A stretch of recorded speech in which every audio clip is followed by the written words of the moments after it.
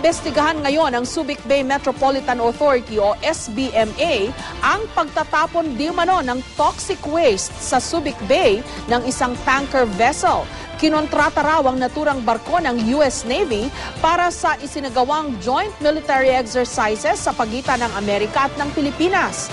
Sa pagsusuri sa nakuhang sample ng wastewater mula sa barko, lumalabas na lagpas ito sa level na pinapayagang itapon sa tubig. Posible namang imbestigahan ng Senado ang issue. May report si Rafi Tima.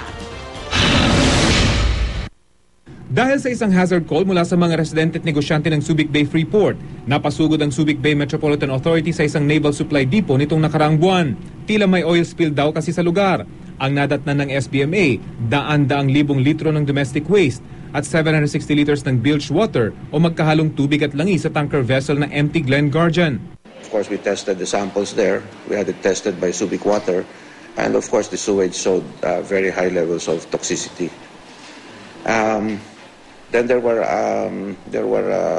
allegations that it was being dumped in Subic Bay.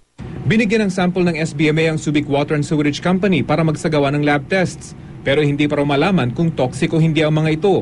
Gayunman, delikado pa rin daw ang mga ito sa kalusugan. Mahigpit na ipinagbabawal ang pagtatapon ng bilge water sa dagat sa ilalim ng Marine Pollution o MARPOL regulation. Kailangan namang isailalim sa water treatment ang domestic waste bago pwedeng itapon. 3 metro ang layo sa baybayin. Humihingi na ng paliwanag ang SBMA sa Glen Defense Marine Asia, ang Malaysian company na kinontrata ng US Navy na siyang may-ari ng nasabing tanker. Ang Glen Defense Marine Asia ang sinasabing nagtapon di umano ng wastewater sa dagat. My understanding is that the vessel left. Okay. With permission from Seaport? Well, we're still verifying that, but apparently we were not notified. There are two possible violations here. Seaport, which is movement of the vessels without the proper notice to SBMA. And then number 2 is the ecology. So, pati ecology po eh? Yes, ecology. Kasi ang claim nila, it was dumped in accordance with MARPOL. So we have to verify that. Iginit daw ng Glen Defense Marine Asia na hindi sila sakop ng SBMA kundi ng VFA o Visiting Forces Agreement. Pero ayon sa VFA Commission, kung mapapatunayan daw na hazardous waste nga ang itinapon sa Subic Bay at may mga paglabag sa batas ng bansa, mananagot ang mga salarin at di pwedeng magtago sa likod ng VFA. Depending on the type of violation, are supposed to conduct the investigation to determine if there is indeed a violation. And based on that report, the VFA Commission acts on that report. Ang VFA kasunduan sa pagitan ng Amerika at Pilipinas para sa pagpapatuloy ng joint military exercises. Ayon sa Department of Foreign Affairs, ang sakop lang ng VFA ay ang mga US military at civilian personnel na kasama sa military exercises.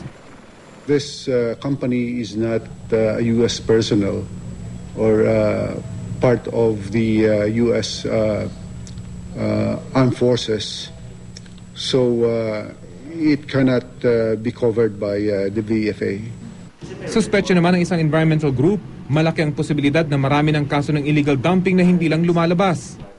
The problem with monitoring environmental problems such as toxic waste dumping, etc., it really needs a large network of investigators. I don't think the VFA Commission and even the DNR is already capable of doing that. Mostly nagre-rely sila kung ano yung nire-report sa kanila.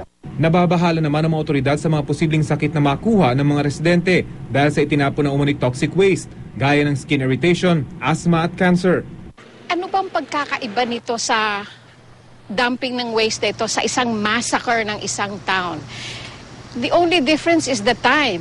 Yung massacre is bigla, ito slowly but surely. You suffer all kinds of illnesses bago ka finally matepok. Minsan na kasing nagkaroon ng kaso ng contamination sa Subic kung saan nasa 500 ang naapektuhan. Sa isang report ng Philippine Center for Investigative Journalism noong 2003, nangyari ito dahil sa mahigit 300 barrel ng mga toxic chemical na nakatambak lang sa isang open field sa mga dating military base ng Amerika. Dati nang itinanggi ng US Embassy sa Manila ang nilalaman ng report. Rafi Tima, GMA News.